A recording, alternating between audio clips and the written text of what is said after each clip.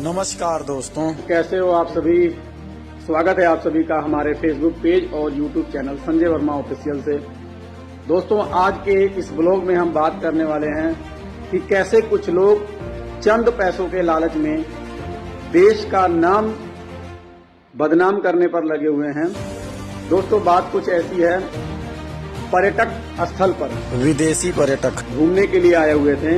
वही पास में खड़ा एक व्यक्ति रसगुल्ले की रेहड़ी लगाया हुआ था, जिस पर वह 10 रुपए पीस में रसगुल्ला बेच रहा था।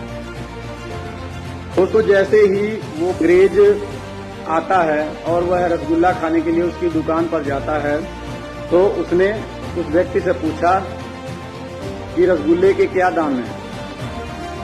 इस पर जो रसगुल्ले वाला था, उसने एक पीस के उसे 200 रुपए बताए। एक पीस के 200 रुपए।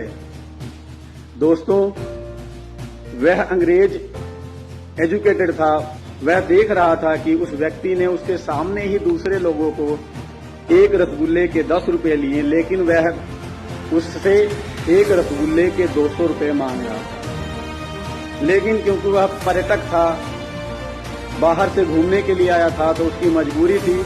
उसने 200 रुपए के हिसाब से 2 रसगुल्ले लिए और वह खुद और अपनी पत्नी को खिलाकर ब्लॉगिंग करता हुआ वहां से निकल गया। लेकिन वह अपने ब्लॉगिंग में इस बात का जिक्र करते हुए गया कि इंडिया में इस तरीके से लोगों को लूटा जाता है। दोस्तों, कितनी शर्म की बात है कि लोग अपने फायदे के लिए देश का नाम बदनाम करने पर लगे हुए।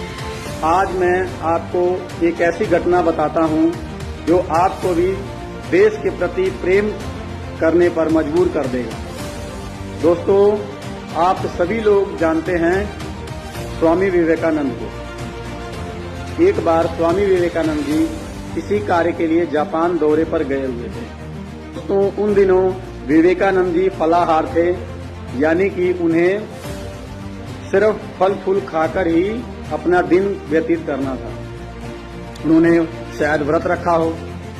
विवेकानंद जी फल की तलाश में जापान के बाजारों में घूम रहे थे। काफी दूर तक घूमने के पश्चात जब विवेकानंद जी को फल नहीं मिला, तो वो निराश हो गए और निराश होकर उन्होंने सोचा कि अब मैं ऐसे ही भारत लौट जाता हूँ। जैसे वह रेलवे स्टेशन पर पहुंचे तो उनके दिमाग में ये बात आया। वह कहने लगे कि शायद जापान में अच्छे फल नहीं मिलते। दोस्तों, वहां पास में खड़ा एक व्यक्ति उनकी इन बातों को सुन लेता है और वह विवेकानंद जी को थोड़ा देर बैठने के लिए कहता है।